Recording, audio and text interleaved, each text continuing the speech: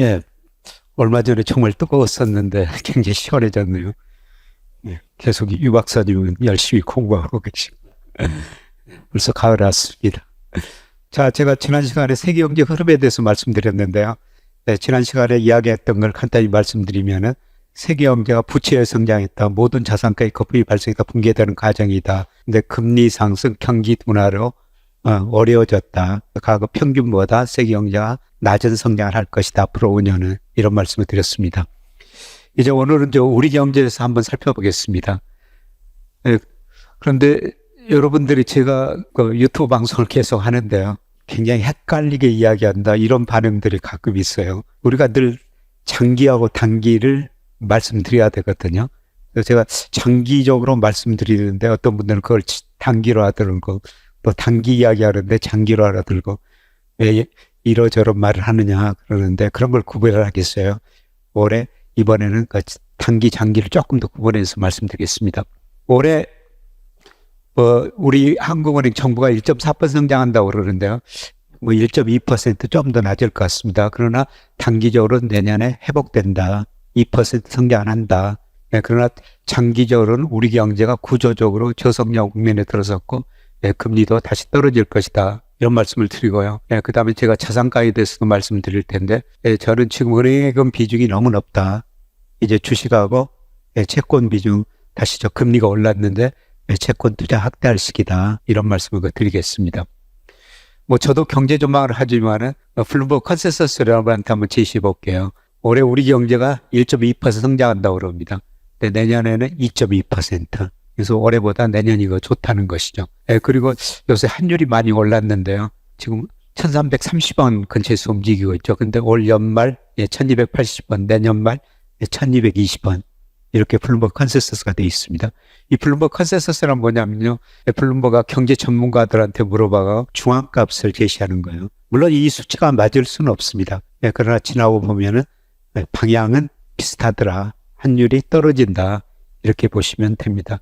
그래서 이런 것들이 단기 전망인데요. 제가 여러분한테 경기 순환에 대해서 설명을 드렸습니다. 경기라는 게 늘고 좋아졌다 나쁘다 이런 사이클이 반복되죠. 그래서 경기가 가장 나쁜 점을 저점, 좋은 점을 정점, 저점에서 정점까지를 확장 국면, 그 다음에 정점에서 저점까지 수축 국면이라고 그러는데요. 1순환에서 우리 경제가 11순환까지 끝났어요.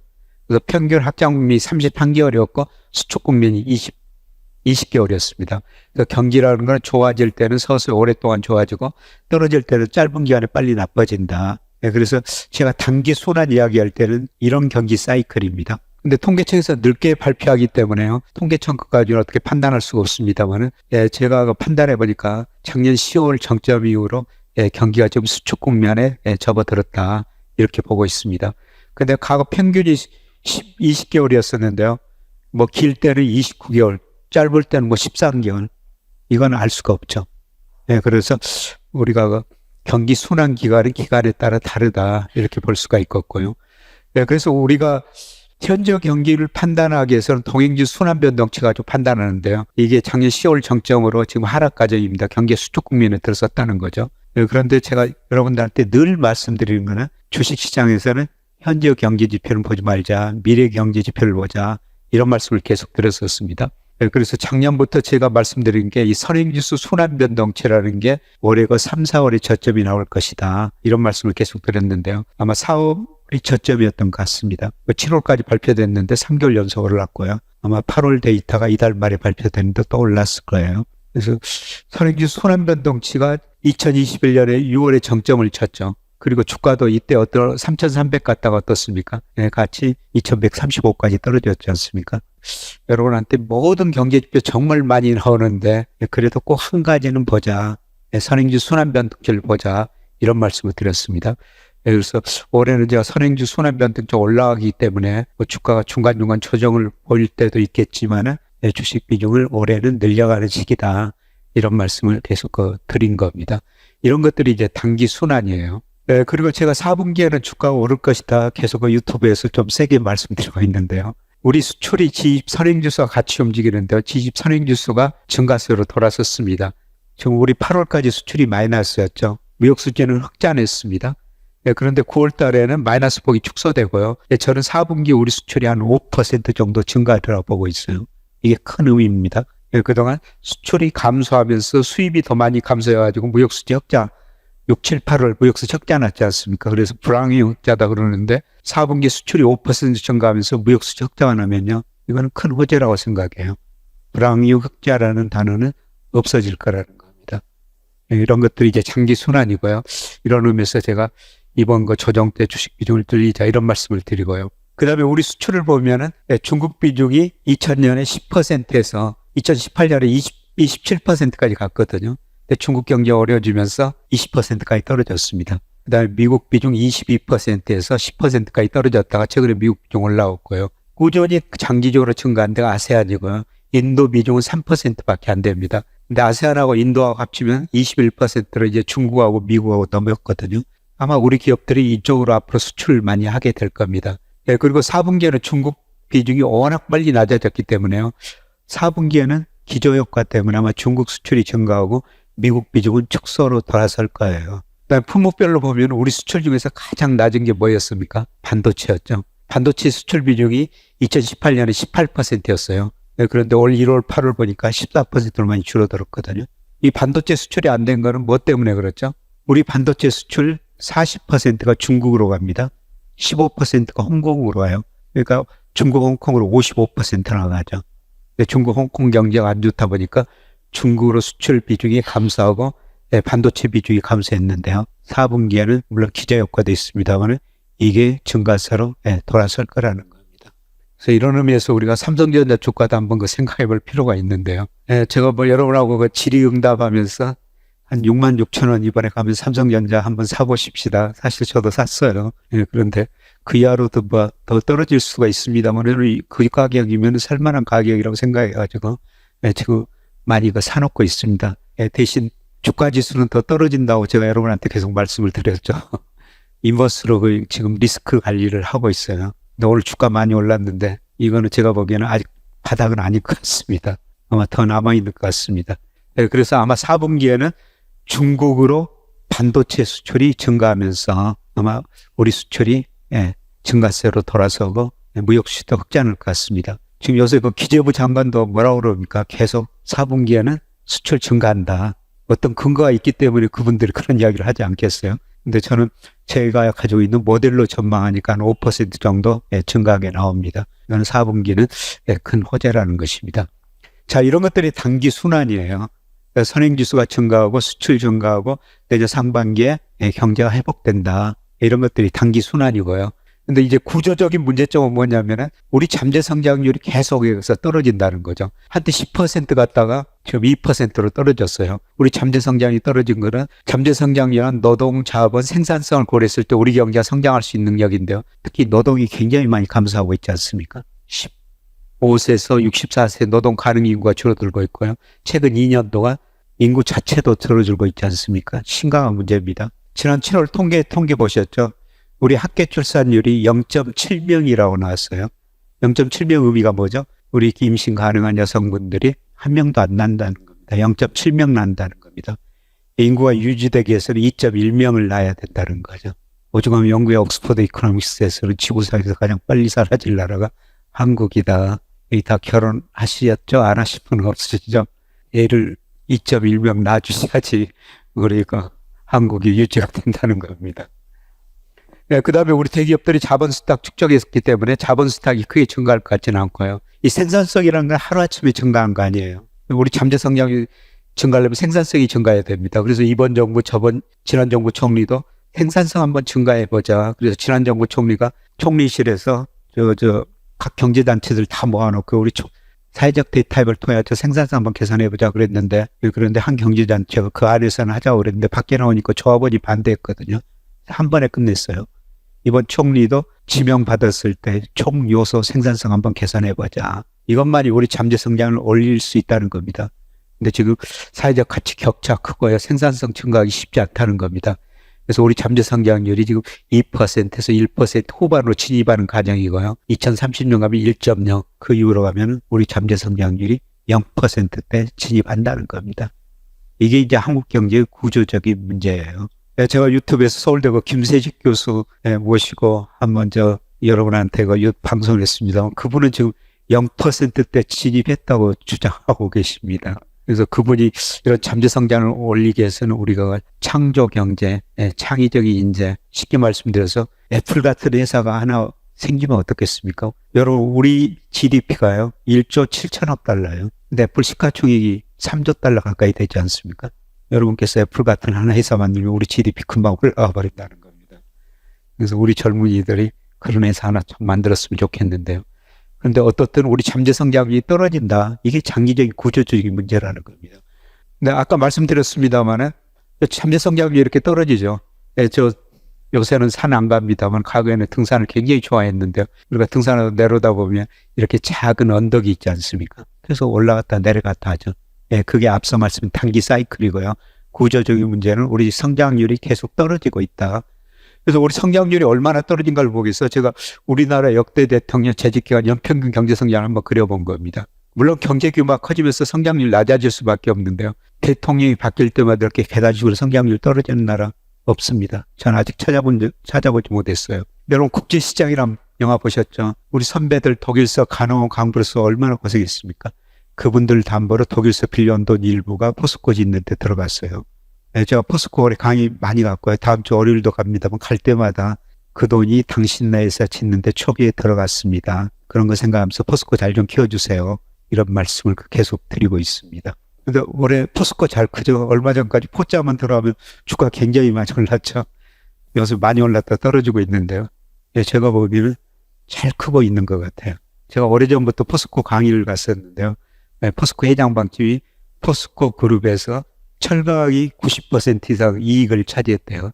근데 철강 비중을 50% 이하로 줄이고 다른 분야에서 이거 요새 포스코 퓨처엠 같은 이런 다른 소재에서 50% 이상을 이익을 내야 된다. 그런 방침이거든요. 포스코 퓨처엠 주가도 많이 올랐다가 요새 많이 떨어졌는데 이 가격 어떻습니까? 한번 사보고 싶지 않으세요? 저는 조금 사놨습니다. 2차 전지 요새 굉장히 문제가 되는데요. 그 중에서도 저는 그 회사는 장기적으로 한번 사볼 만하다. 그 애널리스트를 이렇게 내년 매출액 전망치를 보니까요. 올해보다 그 큰 회사가 매출액이 올해보다 2배 증가한대요. 애널리스트 전망이 맞을지 모르겠습니다만 큰 회사가 1년에 매출액이 2배 증가한다는 건 얼마나 빨리 성장한다는 겁니까?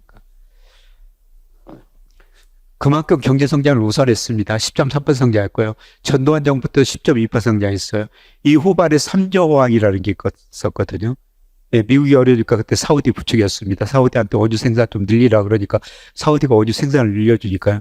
유가가 배럴당 27달러에서 8달러까지 떨어지는 거예요. 유가가 떨어지니까 어떻습니까? 물가가 떨어지죠. 물가가 떨어지니까 전 세계가 저금리 정책을 펼치는 거예요. 저유가 저금리로 세계가 소비를 많이 했었어요. 여기다 하나 더 있었습니다. 미국이 어려우니까 또 85년 9월에 플라자 앱을 통해 아주 N강세를 유도합니다. 달러 약세 유도하죠. 저달러 N강세.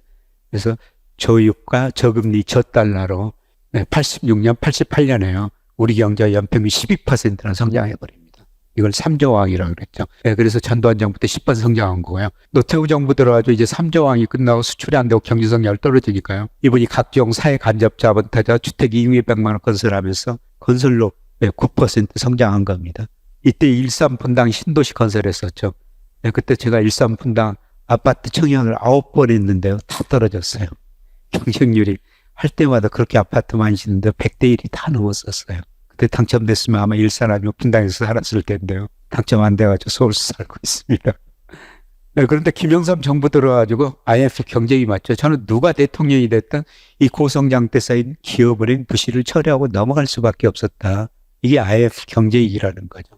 김대중 정부 들어가지고 정말 뼈아픈 구조조정했죠. 구조조정 안 하면 IMF가 우리한테 돈을 안 줬으니까, 달러를 안 줬으니까요. 여러분, 구조조정이라는 게 뭡니까? 좋은 기업 살리고 나쁜 기업 없애는 게 구조조정이에요. 30대 재벌 중 11개가 해체됐죠. 기업이 없어지니까 투자가 줄어들고 근로자 대고 나면 소비가 줄어드니까 경제성장률이 5%로 떨어지는 겁니다. 여러분, 중국이 2단계에 있다고 생각하시면 돼요. 근데 우리는 IMF 때문에 구조조정을 굉장히 빨리 했는데요. 중국은 IMF 지원 받을 필요가 없죠. 왜 하니? 3조 2천억 달러 되니까. 스스로 구조조정하니까. 구조조정 속도가 느릴 뿐입니다. 지금 중국이 2단계에 있다.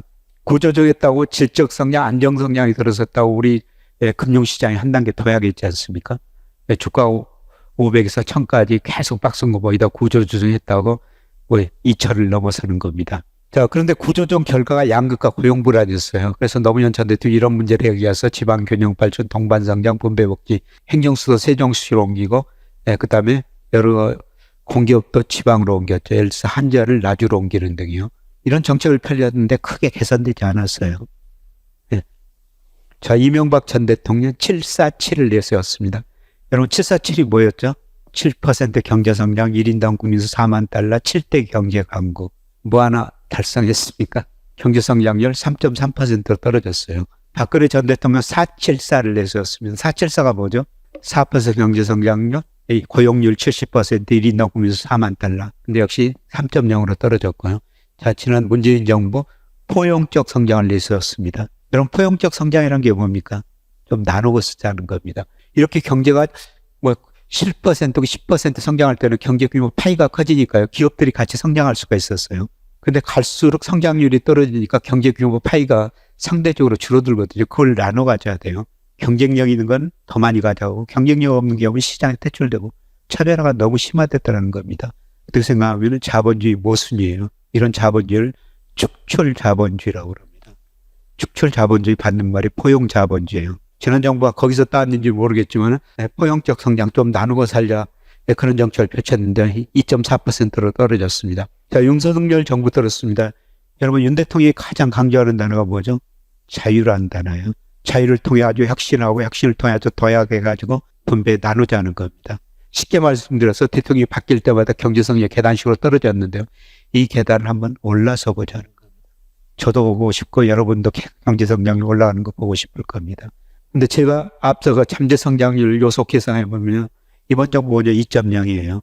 KDI 한국개발위원 기재부산업연구원이죠. 거기서 2.0으로 전망하고 있습니다. 또 성장 계단이 한 단계 떨어진다는 겁니다. 이렇게 성장률이 낮아지면 무슨 문제가 발생하겠어요? 우리 좋은 일자리가 없어지고 있다는 겁니다. 어제도 그 통계청에서 8월 고용 동향 발표됐습니다만 제조업에서 계속 일자리 감소하고 있지 않습니까? 임금이 상대적으로는 서비스에서 일자리가 증가하고 있고요. 여러분 통계청에서 발표할 때 매월 통계 한번 보세요. 일해야 될 사람 30대, 40대는 일자리 거의 안 늘어나고요. 어떤 사람들 일자리가 늘어나죠? 저 같으면 60대. 왜 60대 일자리가 늘어나죠?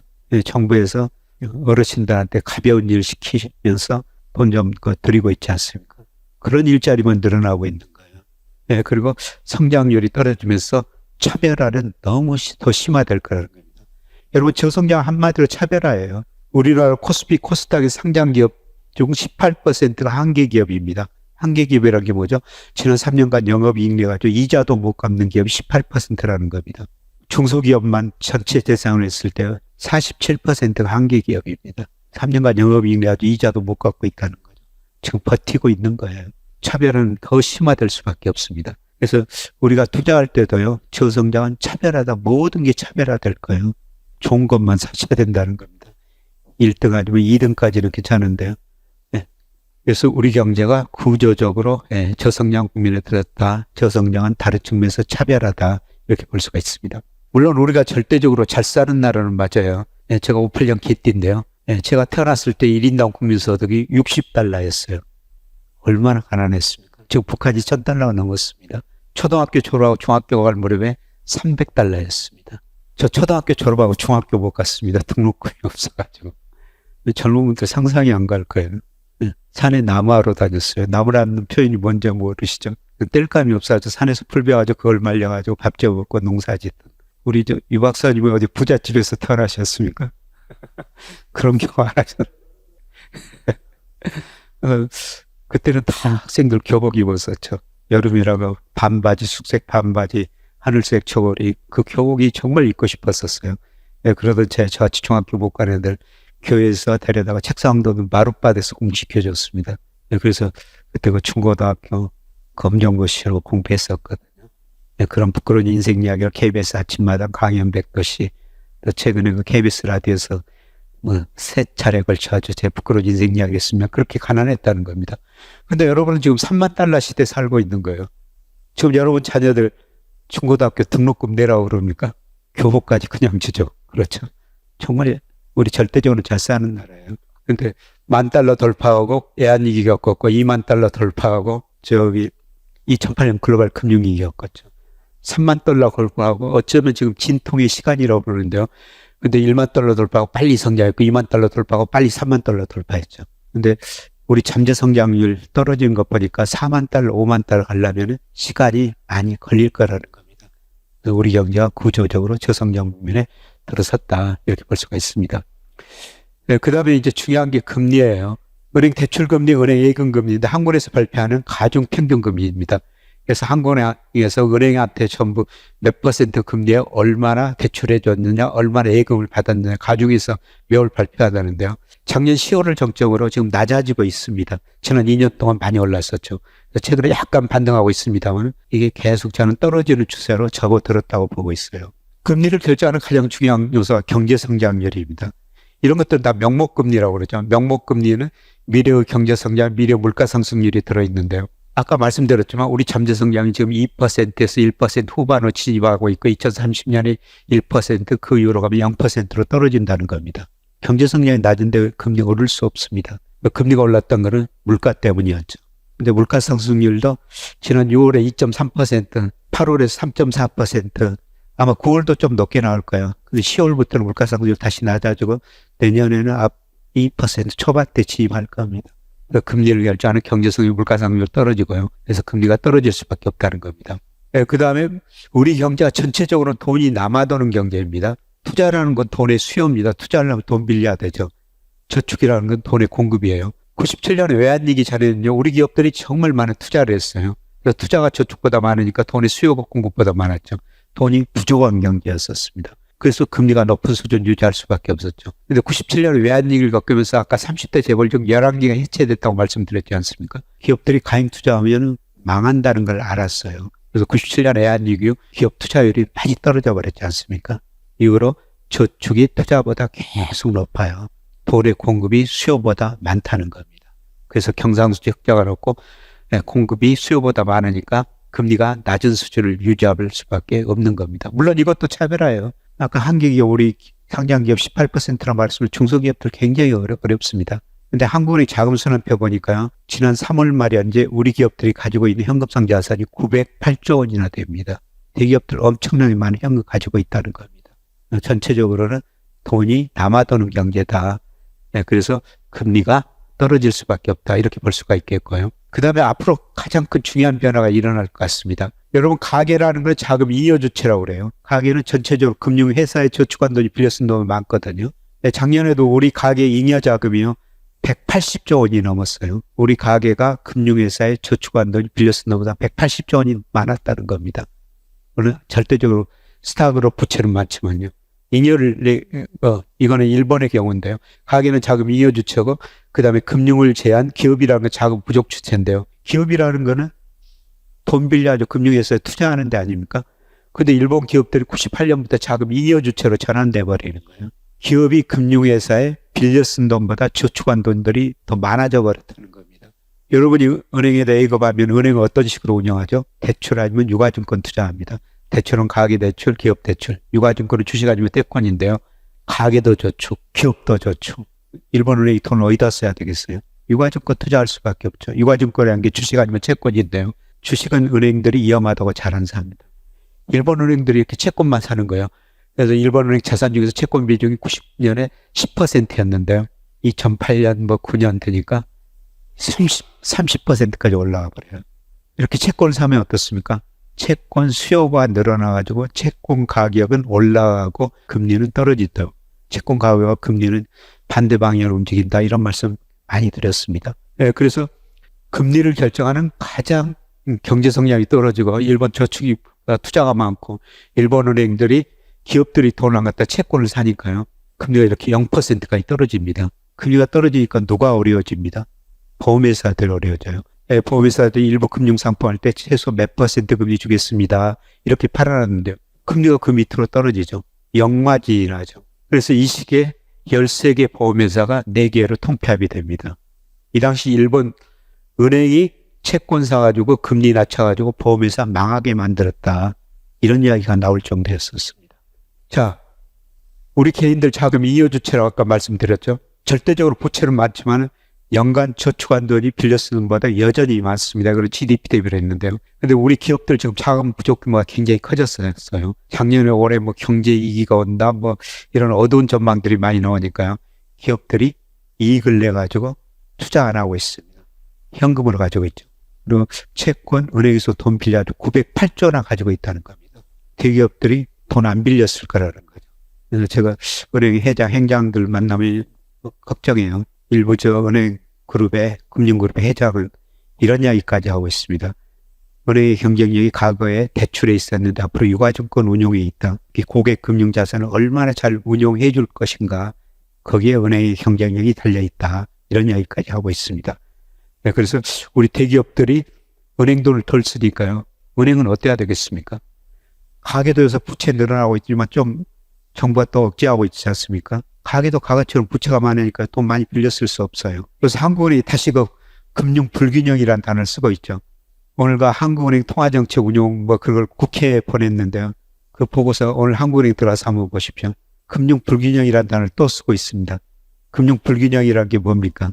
가계 부채, 각 경제 주체, 특히 가계 부채가 너무 많이 늘어났다. 네, 그 다음에 자산 가격, 특히 부동산 가격에 거품이 발생했다. 이걸 해소해야 된다는 거죠. 그래서 금리를 올리고 통화를 긴축해야 된다. 그래서 그동안 금리 올리고 통화 긴축을 했는데 조금 금융불균이 해소되다가 다시 집값 오르고 또 부채 늘어나니까 또 그거 불균형 해소하기 위해서 억제해야 된다는 거 아닙니까? 가계부채 많이 안 늘어날 거예요. 아니죠. 은행 가계대출 많이 안 늘어날 겁니다. 네, 그리고 대기업들이 이렇게 돈을 많이 가지고 있습니다.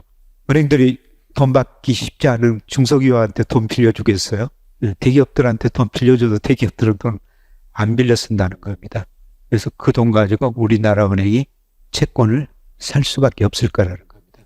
그래서 금리를 결정하는 경제성이 떨어지고 저축이 투자보다 많고 앞으로 은행이 채권 사면서 금리는 장기적으로 하락할 거라는 겁니다. 이게 우리나라 국고채하고 기준금리 추이인데요.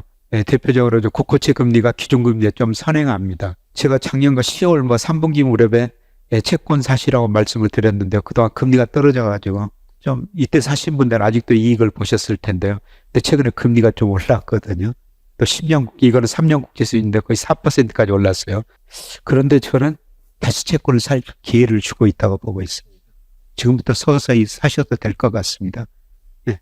물론 그 단기에는 많이 떨어지지는 않을 텐데요. 아마 그 물가 상승률이 8월에 우리도 높게 나오고 미국도 높게 나왔으면 9월은 조금 더 높게 나올 것 같습니다. 특히 유가 때문에 오늘 저 여러분한테 그걸 보내드렸죠. 미국 그 물가 상승률 발표됐는데 유가가 2개월 소비자 물가에 선행하거든요. 근데 유가가 이번 달도 더 작년 동기보다 이제 플러스로 10% 올랐어요. 이런 것 때문에 아마 이번 달 물가도 좀 높을 텐데요. 그러나 4분기 가서는 우리나라나 미국 물가 상승률과 낮아질 것 같습니다. 그래서 금리가 다시 올랐는데 다시 채권 살 기회를 주고 있다. 시간이 가면은 여기에 접근해 갈 것이다. 이 추세에 접근해 갈 것이다. 지금 4% 사가지고 2%, 저는 3년, 4년, 길게는 5년 가면 2%로 떨어지라고 있습니다. 10년이나 20년 정부에서 발행 국채 사놓으면 수익을 크게 낼 수가 있다는 거죠. 그래서 서서히 그 채권 사는 시기다. 그래서 장기적으로는 이제 금리가 이렇게 떨어진 제가 추세선을 그려놨죠. 이 추세선 따라가지고 떨어질 거라는 겁니다. 그래서 최근에 금리 상승은 일시적이다. 물가 상승 때문에 일시적이다. 구조적으로 우리 경제가 저성장 저금리 시대에 접어들었다. 이런 말씀을 계속 드립니다. 그래서 이런 저성장 저금리 시대 때는 우리가 주식 투자하는 것도 중요하지만 일하면서 근로소득 얻는 게 정말 중요하다는 거. 늘 제가 저희 학생들 젊은 사람들한테 일해라. 그런 이야기를 하고 있는데 제 이야기예요. 제가 2013년 3월에 하던 회사 팔았었어요. 여러분 이제 우리 그 서재영 선생님이라고 쌤이라고 좋아하시죠? 같이 자문회사 했었어요. 그리고 그분은 그 회사 팔고 다른 회사 대표로 가고 저는 거기서 그냥 나와가지고 실업자가 됐었습니다. 근데 실업자가 돼가지고 있는데요. 정말 고맙게도 어떤 젊은 친구가 사무실 하나 마련해 주더라고요. 대학생 때 제 자료를 보고 공부해가지고 다른 자료도 많이 받겠지만 주식해가지고 엄청난 큰 돈을 벌었어요. 고맙다. 사무실 하나 마련해줘가지고 여기 들어서 굉장히 좋은 사무실에서 제가 한 2년 동안 실업자 상태로 놀면서 지낸 적이 있었는데요. 네. 그래서 굉장히 고마웠었습니다. 근데 어떻든 이때 그 회사 팔고 돈이 좀 들어왔는데 투자한 자금이. 그래서 S생명보험에서 부서장이 즉시연금 하나 가입해달라는 겁니다. 그래서 그해 3월에 가입했는데 4월에 즉시연금 가입하면 매월 51만 원을 주더라고요. 그런데 쭉 지나다 보니까 28만 원이 됐어요. 지금 10년 돼가지고 해약이 됐습니다만 왜 51만 원, 28만 원 됐겠어요? 보험회사는 주로 뭐 가지고 운영하죠? 거의 70% 정도를 채권을 운영해요. 아까 말씀드린 것처럼 채권 수익률이 장기적으로 이렇게 떨어졌다는 거죠. 그러니까 저한테 주는 돈이 떨어질 수밖에 없었다는 겁니다. 이게 한 번도 올라간 적이 없었어요. 계속 떨어졌습니다. 뭐 앞으로도 놔뒀다면 더 떨어질 거예요. 근데 무슨 의미예요? 제가 어떤 일을 아주 한 달에 30만 원 벌면은 금융자산 2억 가지고 있는 건 똑같은 현금 흐름이라는 겁니다. 여러분 회사 다니면서 한 달에 500만 원 벌면 50억, 1000만 원 벌면 100억 현금 자산 가지고 있는 건 똑같은 현금 흐름이라는 거죠. 이런 저성장 저금리 시대는 일하면서 근로소득 얻는 게 굉장히 중요하다는 겁니다. 여러분 주식시장에서 한 달에 300만 원 벌기 쉽지 않습니다. 우리 경험했지 않습니까? 근데 회사들에서 웬만큼 일하면은 300만 원을 벌지 않습니까? 그 300만 원의 의미가 30억 금융자산 가지고 있는 거 똑같은 시대라는 겁니다. 자, 아까 일본이 우리보다 저성장 저금리 시대 먼저 들어섰다고 그랬죠. 제가 오래전에 일본 금융그룹 한 회장 강의 들었는데요. 일본식 저성장 저금리 시대 대처법. 불행한 일이지만 늙어 죽기 전까지 일해라. 음식 가리지 말고 아무거나 잘 먹어라. 건강관리 잘 하시라는 겁니다. 100세까지 일해야 된다는 겁니다. 이 저성장 저금리 시대 때는. 그래서 저는 후배들한테 가능한 직을 오래오래 유지해라. 월급 받으라는 겁니다. 가능한 회사 다니면서 임원, 상무, 전무도 되고 부사장 되고 사장도 되라는 겁니다. 월급 받으라는 겁니다. 그런데 그 직이라는 게 영원한 게 아니지 않습니까? 업을 가져야 된다는 겁니다. 그래서 제가 이런 이야기를 하니까요. 제 제자가 됐습니다만 신한은행에 근무하는 백모 차장이라는 친구가 있어요. 근데 이 친구가 그 은행에서 환율 업무를 담당했거든요. 이론도 공부했죠. 근데 저희 학교 와가지고 이론을 배운 거예요. 야간대학원 나와가지고. 그 이론하고 업무하고 접목시켜가지고 경제의 99%는 환율이다. 이런 책을 쓴 겁니다. 그 책 쓰고 나서 제가 적극적으로 추천서 쓰였습니다만 그 친구는 환율 전문가라 업의를 만들어버린 거예요. 요새 환율 불안할 때마다 많은 언론에서 그 친구 찾습니다. 여러 군데서 강의해달라고 그래요. 그 친구는 이제 신한은행이란 직을 벗어나더라도 환율이란 업을 가졌다는 거죠. 우리가 직보다는 직을 오래 유지하면서 업을 하나 가지셔야 된다는 겁니다. 제가 58년 기때로 말씀드렸으면 제 또래 제 선배들 다 은퇴했죠. 근데 은퇴한 남자들 공통적으로 두 가지 이야기예요. 첫 번째 나갈 사무실이 있어야 된다. 두 번째 적당한 용돈이 있어야 된다. 꼭 그 두 가지 이야기를 하거든요. 제 선배 변호사 돈 관리 다 부인한테 맡겨버렸대요. 그래서 이러저런 이야기 듣고 그날 저녁에 가서 우리 돈 얼마나 있어 여쭤더니 부인 대답이 뭐였겠어요? 왜 남의 돈을 물어봐 그러시더라는 겁니다. 그 다음날 KBS 1TV를 봤더니 동물의 왕국 수사자 이야기를 하더라는 거예요. 수사자 역할 때 얼마나 멋있습니까? 그 역할이 끝나니까 굶어 죽더라는 거죠. 얼마 전에 유명한 MBC 허참 씨라는 분이 고인이 됐었어요. 그분이 아내는이란 노래 불렀습니다. 은퇴한 남자들 이야기입니다. 아내가 애출하는데 어디 갔냐고 물어보지도 못한다. 꾸중 들을까봐 오후 되니까 저녁은 알아서 먹으란다. 얼마 전에 또 강의 끝내고 라디오를 들었는데 어떤 주부 이야기입니다. 남편이 은퇴하면 정말 잘해드려야겠다. 회사 고생 많이 하셨으니까. 마음을 굳건하게 드셨는데 3개월 지나니까 짜증이 나기 시작하더라는 거죠. 이 남자가 왜 집에만 있지? 남편분이 양치질하면서 칫솔을 세면대에다 두드리는 습관이 있대요. 회사 다닐 때는 그 소리 들어줄 말했는데 정말 듣기 힘들다. 그래서 우리 남성분들 젊은 분도 계시지만 미래를 생각해서 하나 업을 만들어 주셔야 된다는 겁니다. 물론 주식이라는 건 업도 될 수가 있어요. 주식 열심히 공부하면 주식은 업이 될 수가 있는 거죠. 그 다음에 혹시라도 여러분이 만기가 긴 대출을 받으면 받을수록 변동금리 대출을 받아야 된다는 겁니다.